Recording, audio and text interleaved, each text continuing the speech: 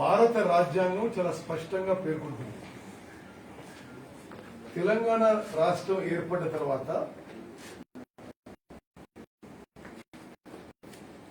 ఆనాటికి ఈనాటికి 8 ఏళ్ల సంది ఉన్న 6% రిజర్వేషన్ సుమారు 10% వాళ్ళ పాపులేషన్ పర్సెంటేజ్ కాబట్టి 10% పెంచాలని పార్లమెంట్ లో పలుమార్లు ప్రస్తావించడం జరిగింది. నేను 2 రోజుల క్రితం వేసిన ఒక ప్రశ్న 21 మార్చ్ 2022 పార్లమెంట్ క్వశ్చన్ నెంబర్ 2969.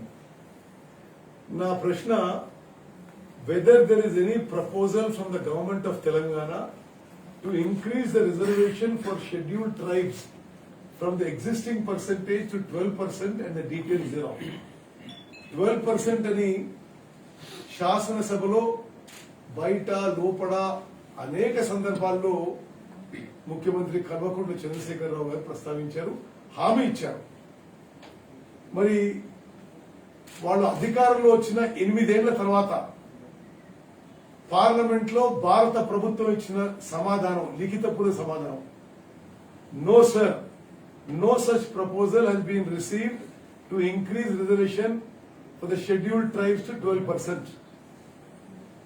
ఇది తెలంగాణ గిరిజనులని టిఆర్ఎస్ బీజేపీ ఏ విధంగా మోసం చేస్తుందో దయచేసి తెలంగాణ గిరిజనులందరూ గమనించాలని కోరుకుంటున్నారు. దానికి నిన్న హరీష్ రావు గారు మంత్రివర్యులు ప్రెస్ మీట్ పెట్టి ఉత్తమ్ కుమార్ ఆపరేషన్ అవుతాడా, ఉత్తమ్ కుమార్ అసెంబ్లీలో లేడా, అప్పుడు ఎస్ అసెంబ్లీలో ఉన్న ఏకగ్రీవంగా గిరిజనులకి 12% రిజర్వేషన్ అనే మీ ప్రతిపాదనని ఏకగ్రీవంగా మేము ఆమోదించడము.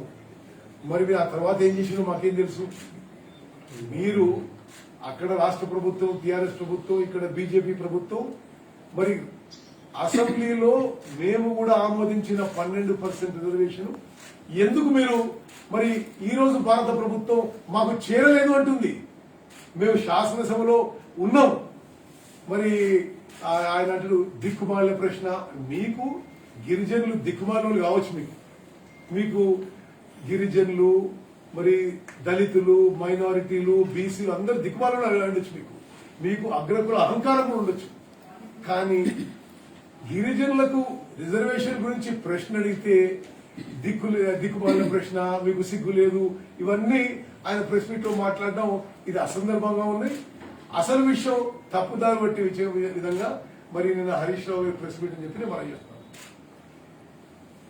నేను మీకు పార్లమెంట్ లో జరిగిన విషయాలు తెలియజేసి ఆ తర్వాత వేరే విషయాలకు పోతాను.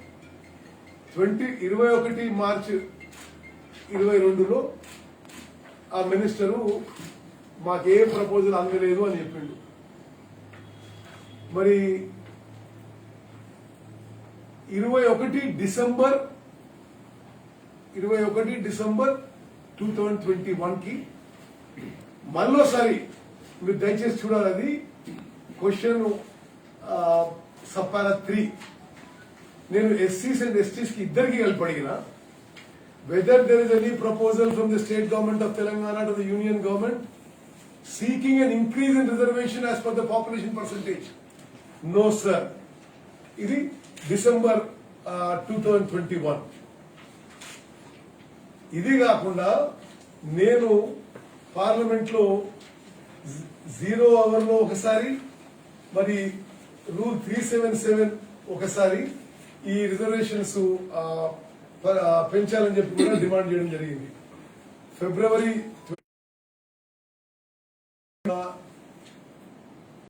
ఒకసారి మ్యాటర్ అండర్ రూల్ 377, ఒకసారి matter under urgent public importance 0 hour లో.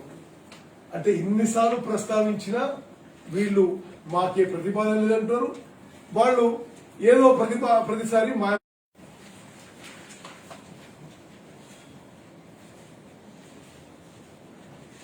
ఓకే చాలా స్పష్టంగా సబ్పారా బి చూడాలి మీరు. In pursuance of Andhra Pradesh reorganisation act, the process of establishment of Central Tribal University Telangana was started simultaneously without Central University and Tribal University in Andhra Pradesh. అయితే however land was delayed by the state government of Telangana. Therefore, the process of Tribal University of Telangana was delinked with that of Central University and Tribal University of Andhra Pradesh. ఇప్పుడు ఆంధ్రప్రదేశ్ లో tribal university already comments work మొదలు పెట్టిండ్రు. విద్యార్థులు తీసుకోవడం, బోధన చేయడం అని జరుగుతున్నాయి. కానీ తెలంగాణలో మరి టిఆర్ఎస్ ప్రభుత్వం అలసత్వం వల్ల ట్రైబల్ యూనివర్సిటీ ఇప్పటి వరకు కూడా మరి పూర్తి కాలేదు. అదేవిధంగా ఇది ట్రైబల్ ఫారెస్ట్ రైట్స్ యాక్ట్ గతంలో కాంగ్రెస్ ప్రభుత్వం తీసుకొచ్చింది, పార్లమెంట్ లో చట్టం తీసుకొచ్చింది. కేసీఆర్ వచ్చిన తర్వాత 2014 తర్వాత ఒక సెంటు భూమి కూడా మరి గిరిజనులకు ఈ చట్టం కింద ఇవ్వలేదు. ఇవ్వాల్సిన పోడు భూములని వెనక్కి లాక్కోవడం, గిరిజనులపై ఎంత కక్షపూరిత ధోరణి కేసీఆర్ 2020 ఒక సెంటు భూమి కూడా గిరిజనులకు ఇవ్వలేదు. మరి చివరిగా నేను మీకు ఒక జియో అటాచ్ చేసిన, సారీ అది ప్రెసిడెంట్ అసెంట్ పంపించలేదు. ఆనాడు గిరిజన రిజర్వేషన్ 4% నుంచి 6% పెంచారు. సింపుల్ ఒక స్టేట్ గవర్నమెంట్ జియోతో, జియో నెంబర్ 1644 ఆడ పైన 167 ఉంది. ఓకే సార్, దిస్ డేటెడ్ ఆనాటి ఉమ్మడి ఆంధ్రప్రదేశ్ ప్రభుత్వం 4% నుంచి 6% గిరిజనుల రిజర్వేషన్ పెంచినప్పుడు ఈ రోజు తెలంగాణలో ట్రైబల్ పాపులేషన్ 9.8%.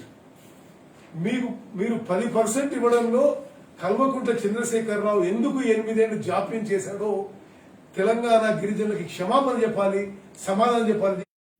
ఆ ఎన్నికల్లో గెలవడానికి ప్రధానంగా కారణం గిరిజనులు, మైనారిటీలు, బీసీలు, దళితులు.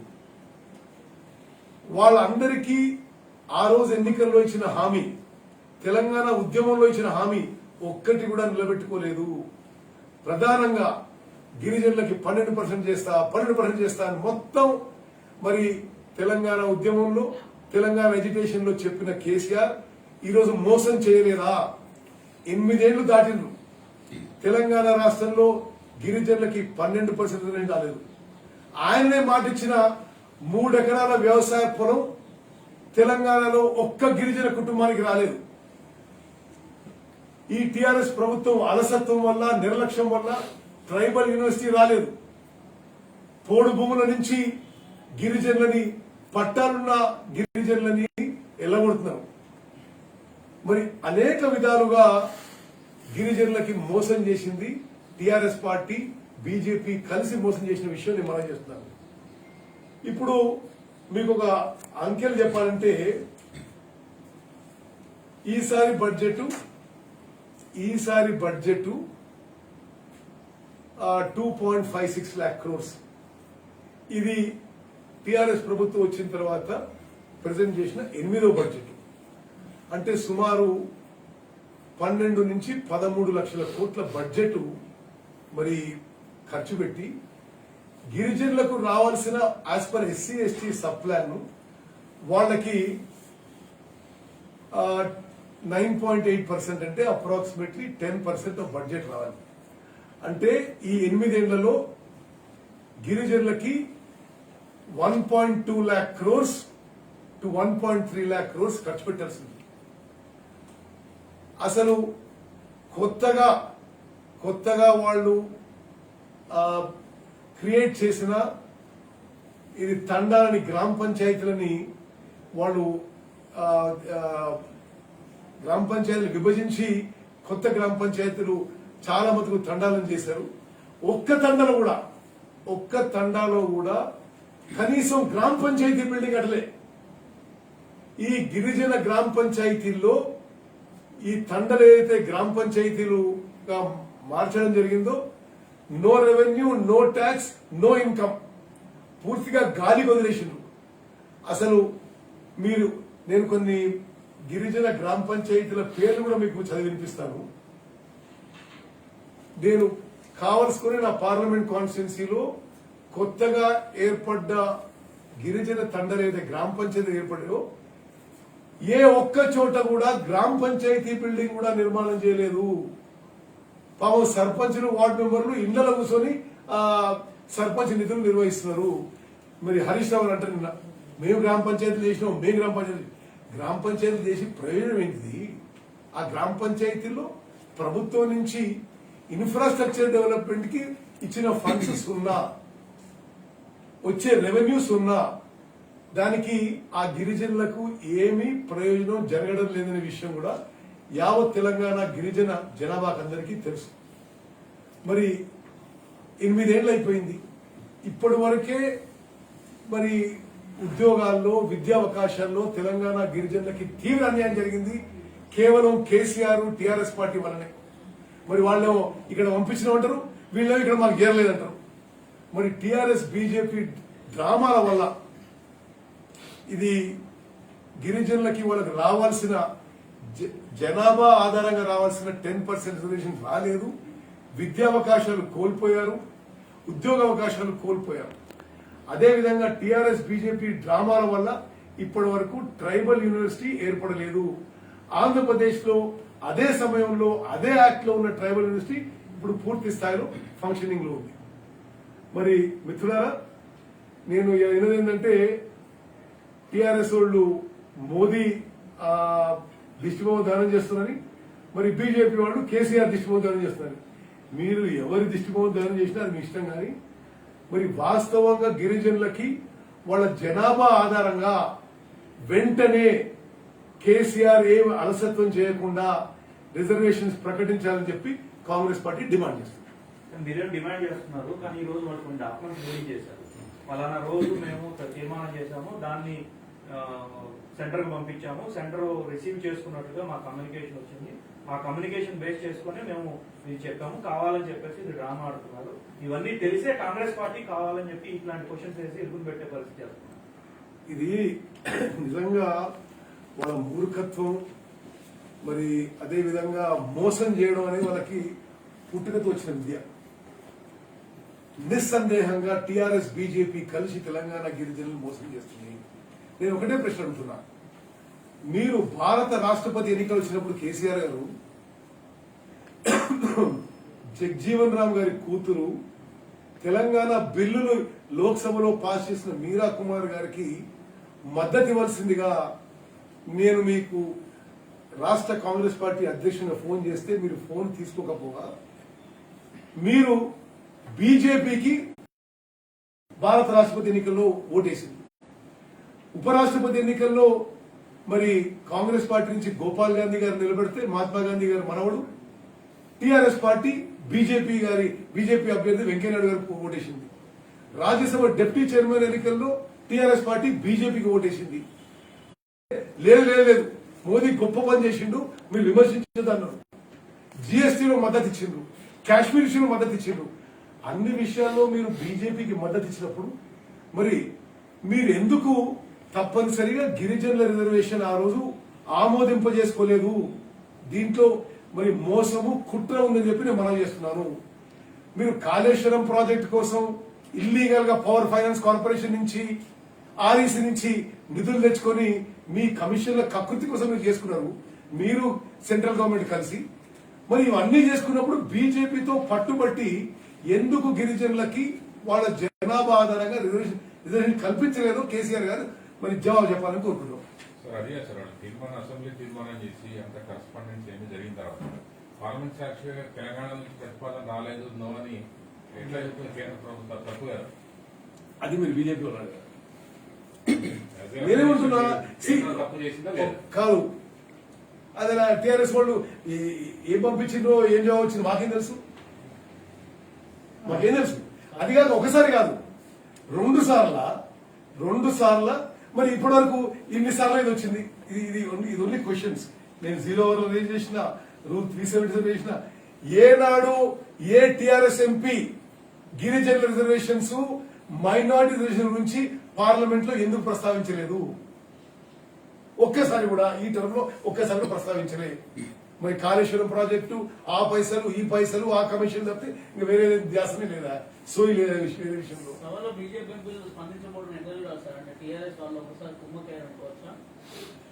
కుమ్మక్క అయిందో లేదో మీరే దానికి మీ విద్యను వదిలేస్తున్నా కానీ నేను ఒకటే చెప్తున్నంటే మారుమూల తండాల్లో గిరిజన బిడ్డలు ఎంతో ఆశతో ప్రత్యేక తెలంగాణ రాష్ట్రం వస్తే మా అందరికీ ఉద్యోగాలు వస్తాయని, మాకు విద్యా అవకాశాల్లో, మాకు ఉద్యోగ అవకాశాల్లో మాకు రిజర్వేషన్స్ పెరుగుతాయని చెప్పి టిఆర్ఎస్ పార్టీకి, కేసీఆర్ కి మద్దతు పలికింది. ఈరోజు తప్పనిసరిగా టిఆర్ఎస్, బీజేపీ రెండూ కలిసి తెలంగాణ గిరిజనులకి మోసం చేస్తున్నాయి.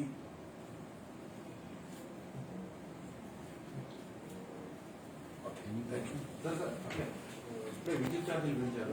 Telangana I respond all subjects tomorrow. In subject that